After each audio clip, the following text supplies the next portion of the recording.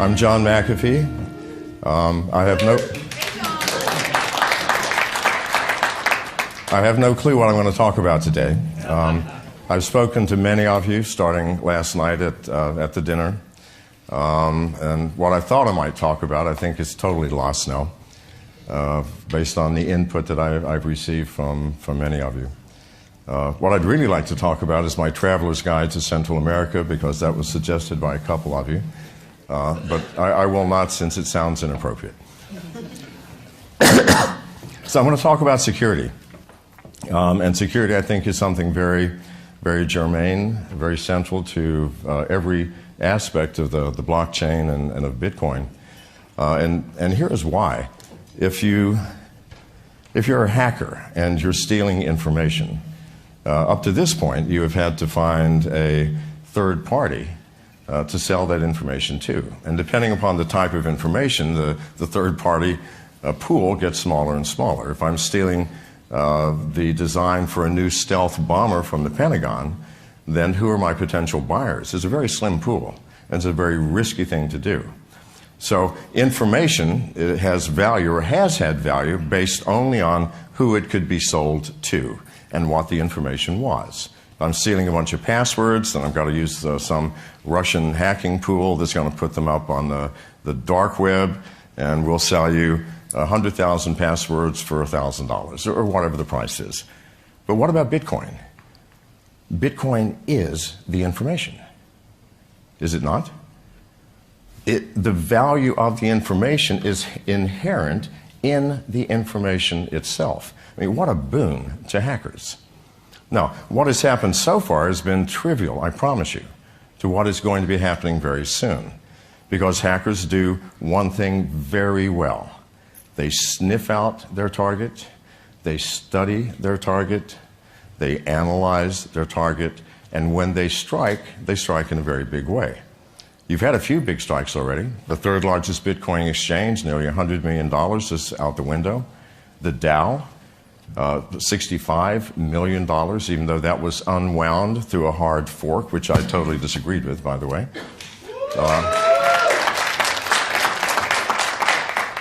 There are some thinkers in the room. I love that. Good. So it's going to get worse and worse and worse. And what we have not seen yet, and that does not mean it has not happened, is we have not seen the individual users' wallets hacked. Now, had it happened, how are we ever going to find out? I mean, we're in an anonymous field now, are we not? It's not like that someone's going to, good God, if I lost $5,000 in Bitcoins, where did it go? Well, it could have gone anywhere. We're looking at a number of potential alt currency exchanges for possible acquisition, so I've been spending a lot of time converting Bitcoins to Ethereum and Ethereum to Dow and Steam and you name it. I frequently will lose $3,000 to $4,000 in one night simply because I'm tired. Think about that. No, really. So when you're doing a currency exchange, you've got your Bitcoin wallet, you've got your exchange wallet, and then you've got your receive wallet in whatever currency it's going to be. Let's say it's Ethereum's. So I've got three things I've got to juggle. And after I've done this 100 times, my brain gets juggled. And I get my wallets confused. And then what happens? That money disappears. Well, it doesn't actually disappear. The exchange is usually the beneficiary, but there's no way to recover this. No way. So, and if I can lose the money, I promise you other people can too. So that's one thing, and that's losing it through stupidity. But I think what is far more serious is losing it through hacking. And how does that happen? I know people, especially in California, a lot of strange people in California, that have $100,000 or more on their smartphone, wherever my smartphone is. I know I have one. Anyway, $100,000 on a smartphone. And they say, well, I'm using the Mycelium wallet, and it's secure. It's secure? Give me your phone number, and in 5 minutes, I will have all of your Bitcoins. Now, you think that's bragging. It is not. How do you do it? There are at least 100 million telephones in this world that have spyware on it, including keyloggers. How do you get that? Has anybody ever visited a porn site? None of the people here, good. But those outside who have. I promise you, I don't care which one you visited, you have a keylogger on your phone. How? If it's an Android, the first thing that happens is when you first do a drive-by of the site, it sets the download authorized applications flag on your phone. The first click, if you happen to see something that might be interested, I think I'd like to watch that, you now have the spyware on your phone. You all do if you've been there. Now, who's watching? I have no clue. Janice, is there any water anywhere? Oh, never mind, sure. Sorry. Who's watching? I have no clue, but neither do you. But whoever it is, it's not anyone who has your best interest at heart. And what can you do with that spyware? Well, not just the keyloggers, but also screen capture. So what can you do? Let's assume you've got the spyware, and you have a whole group of hackers somewhere. Russia, the Ukraine, China, Kansas City, I have no clue, but they're somewhere. And they're monitoring all of these tens of millions of phones. And suddenly, you're into Bitcoins and you download the Mycelium wallet or some other wallet. Well, what's the first thing that happens? What are your seed keys? Where is it displayed? Now, let's forget about encryption. Let's forget about how secure everybody says these wallets are. To get your seed keys, you have to read them from a screen, do you not? Where is that screen? It's on your phone. Where has that phone been? Maybe to a porn site.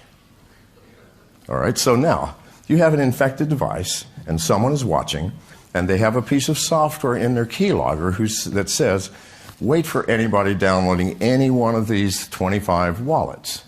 As soon as that happens, get ready. As soon as you run it, it'll say, the first screen that comes up will say, do you want your seed keys? Yes, no, whatever. As soon as that click happens, the very next screen is captured. Those are your keys. I now have your keys, if it's me. I'm not saying it's not me or it is me, but whoever it is has your seed keys. What does that give them the power to do? Pardon? Take all of your money. All they have to do is go, yep, I lost my wallet. Here's my seed keys. Will you do it? Oh, good Lord, I have 100 Bitcoins. I forgot that. I want them all now. In fact, convert them to my Ethereum account immediately. And I'm going to convert that to something else. And pretty soon, you can't trace it. You will never find it. And you will never recover it. Now, has that been happening? I don't know. If it hasn't, I would certainly be surprised. But I promise you this, just like a massive hack of an exchange or the Dow, there will come one day where simultaneously everybody's wallet is emptied.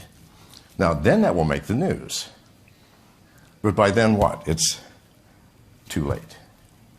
Because it's always too late when we find out about a hack.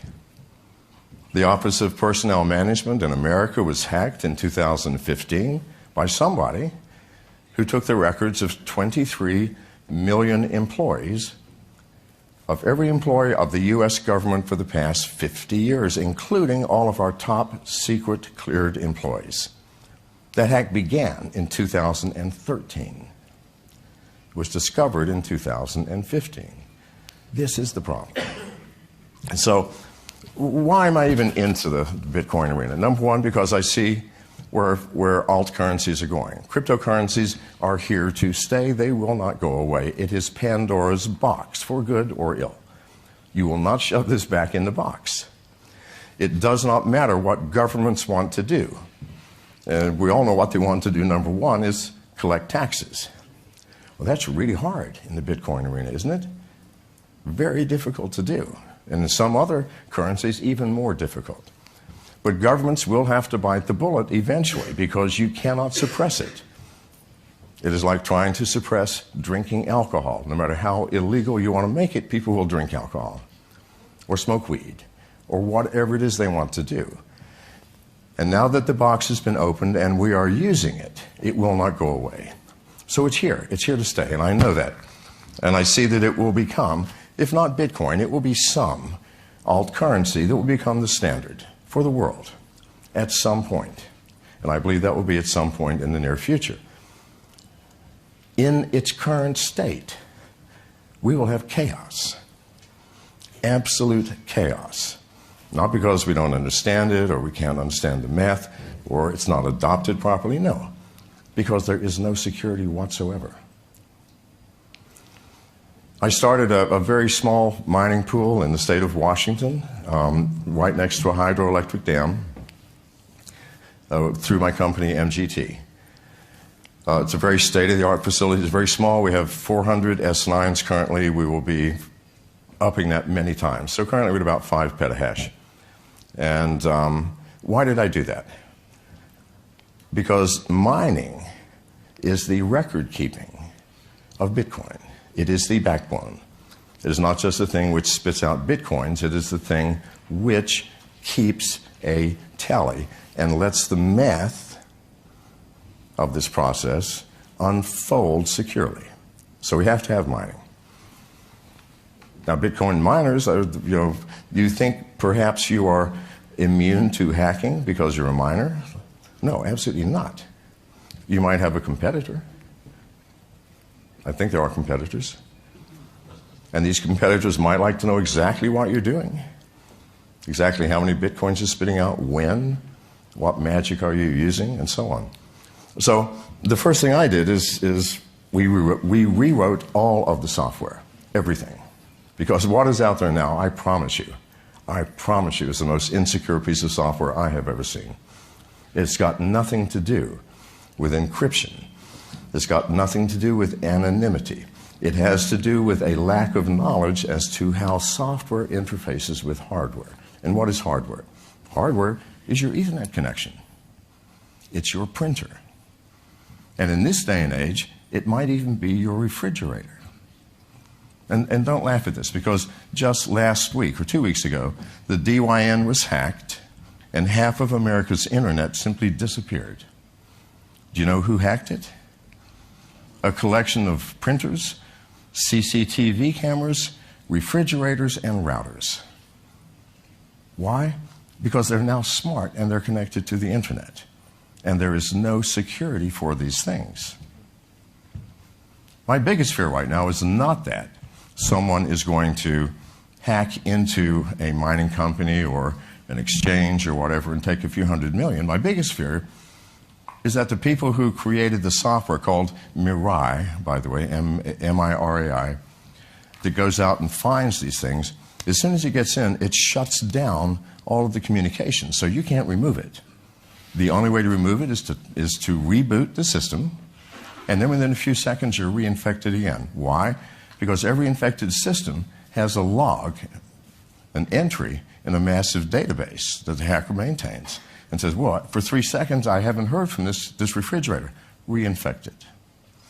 Now, Mirai was used specifically for one purpose, that is DDoS attacks, distributed denial of service. What if someone said, I'm not interested in that. I'm interested in mining Bitcoins. And it doesn't matter that this thing is low power. I have 4.9 billion devices to work with. That's how many were connected to the internet last year. I suspect that number has doubled. Next year it will certainly double. So maybe 10 billion devices. Billion devices. So I don't care about your ASIC processors. You can sit there and process all day long at 5 petahash. I've got 300 billion petahash out there. Why? Because there's a lot of computers. And I've infected them all illegally.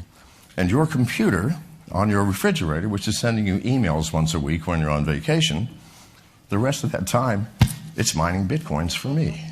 Excuse me. Now you're laughing at this. But you see how trivial, because this Mirai bot infects at a rate of about 50,000 new devices per day. 50,000.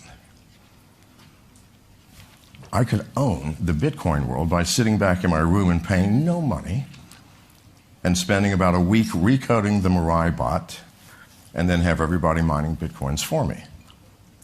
Now, is that illegal? From a Bitcoin standpoint, it's not. Proof of work does not say you had to use a Bitmain machine in a fixed location, paying X cents per kilowatt hour, of, being cooled. But no, it doesn't say anything like that. It says proof of work. Did you get the nonce? Here it is. Thank you very much. Well, I'm only getting 10 per second. What's that going to do? It's going to change the economy, isn't it? So this is not pie-in-the-sky paranoid thinking, although I will not deny being paranoid. It's impossible to be in my field. No, seriously, you can't be a computer security person and not be paranoid. Because what's the first thing I look at? People today, at least 10 people said, look at this new idea. My first thing is not, oh, that's great. My first thing is, I can get in here, I can get over here, and this doesn't work, and 50 hackers are going to take all your money within 30 seconds. That's the first thing that enters my mind, because that is my job. So anyway, something for you to consider. So what's to be done? In my mining center, we have written our own software. In addition, we have a piece of hardware. As I mentioned, the hack of the Office of Personnel Management started in 2013. It was discovered in 2015. That's typical. You find out about hacks after everything is gone, not when it first starts. The Dow. The gentleman who came up with the clever idea of having recursive subroutines create child DAOs. I mean, that seemed to be pretty legal according to the rules. Nothing happened until after he'd gotten $100 million. That's a little late, don't you think? So that's typical for all hackers. Why? Because hackers get into a system, they don't immediately break into your network and steal all of your money. That's impossible. They first get in. They then have to find out what's connected. And what's connected might be a printer or a refrigerator. And by the way, printers are the most insecure devices and the ones that most hackers use because they're so easy to break into and plant software on. Once I've done that, I've got somebody on the inside. Your printer is monitoring everybody else and telling me what's going on. Think about it. The Internet of Things. So hacks don't happen instantly. They come in, they first find out what's connected, they start sniffing around, they start looking.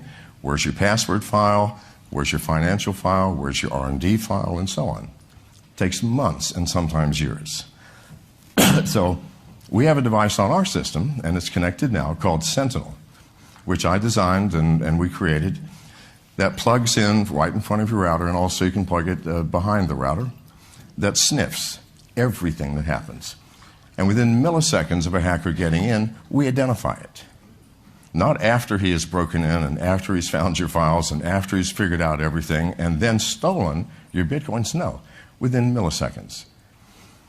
And we do it through anomalies. I mean, for example, there are thousands of anomalies we look for, plus there's artificial intelligence within the device. An anomaly would be an IP address comes in and it immediately accesses every single device on the net.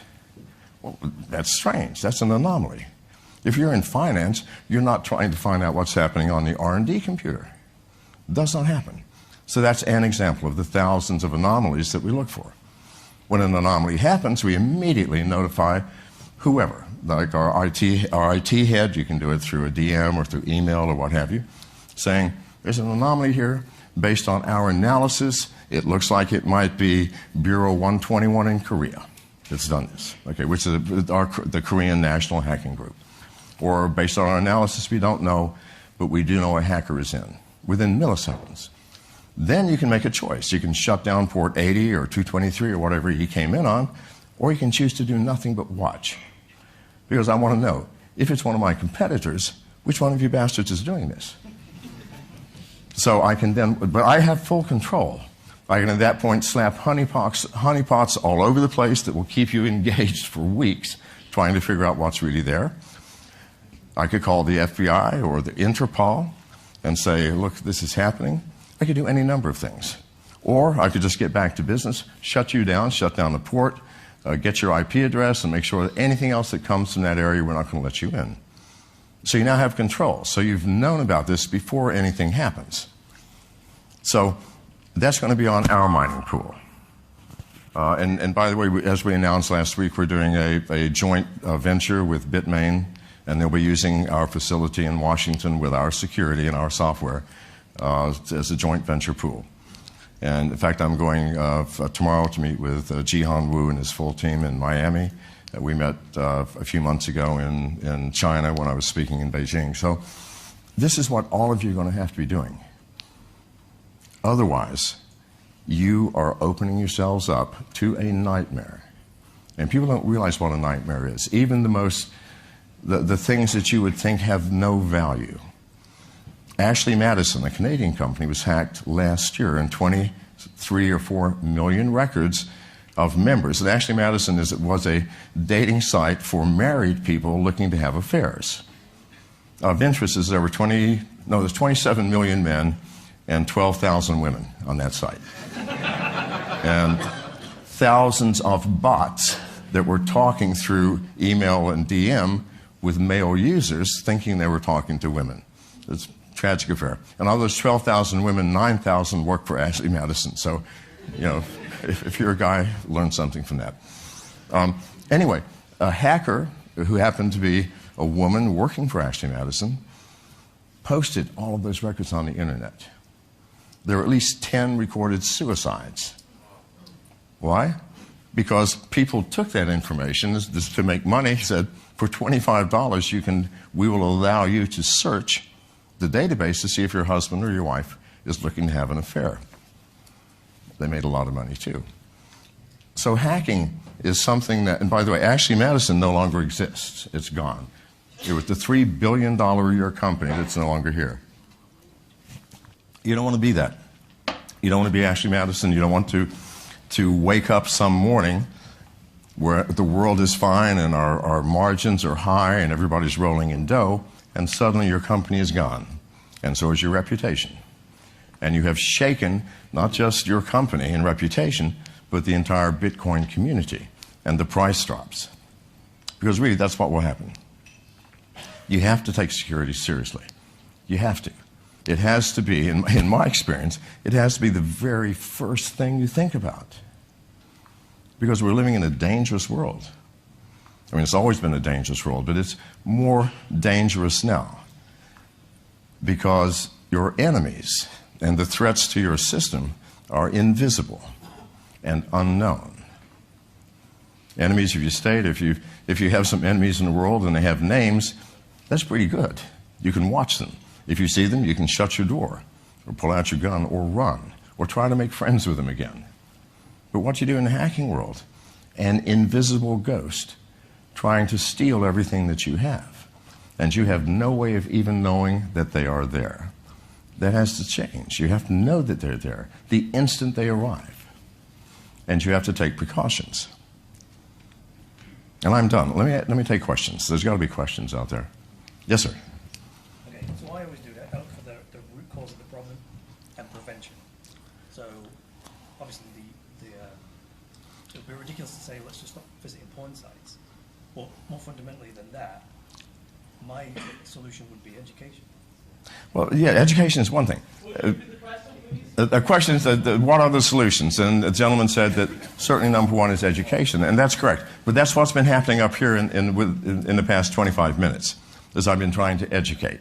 But beyond that, you must take steps. Once you're educated to the fact that you're living in an insecure world and who your enemies may or may not be, you then have to do something. Now, I will make a statement that will be unpleasant and unacceptable to many of you. There will never be a software wallet that is secure. It cannot happen. Never. Not as long as you're using mobile devices. And why is that? Because mobile devices were not designed to secure you. They were not designed to hide your location, your friends, your voice, your image. Were they designed for that? Oh, no. They were designed for the opposite. They were designed to spy on you, but not for bad purposes. To know where you are, who your friends are, your contacts, what color shoes you just purchased or sweater. They're designed to turn on the microphone to listen to you so that they can make your life easier, and instead of having to type, you can dictate. They were designed to turn on the camera and the video. I'm sorry, I'm running out of time. Okay, here we go. So no, they are insecure devices designed to spy on you so that people can sell you shit. As long as other people can sell you things through it, they can hack you through those same facilities. So there won't be one. Hardware wallets, that is the only way. I'm not touting anyone, but Trezor has one with its own screen. You have to have a separate screen on the hardware device. Otherwise, why bother keeping your coins in a hardware wallet when they have your seed keys through software? Anyway, my apologies, I ran over time. Sorry. In the United States, copyright law allows for the fair use of copyrighted material under certain limited circumstances without the prior permission from the owner. Under the law, determinations of fair use take into account the purpose of the use, the nature of the copyrighted work, the amount and substantiality of the work used in relation to the work as a whole, and the effect of the use upon the potential market for the copyrighted work. Other jurisdictions may have similar copyright provisions protecting fair use or fair dealing. If you are uncertain as to whether a specific use qualifies as a fair use, you should consult a qualified copyright attorney. You have the right to take it down.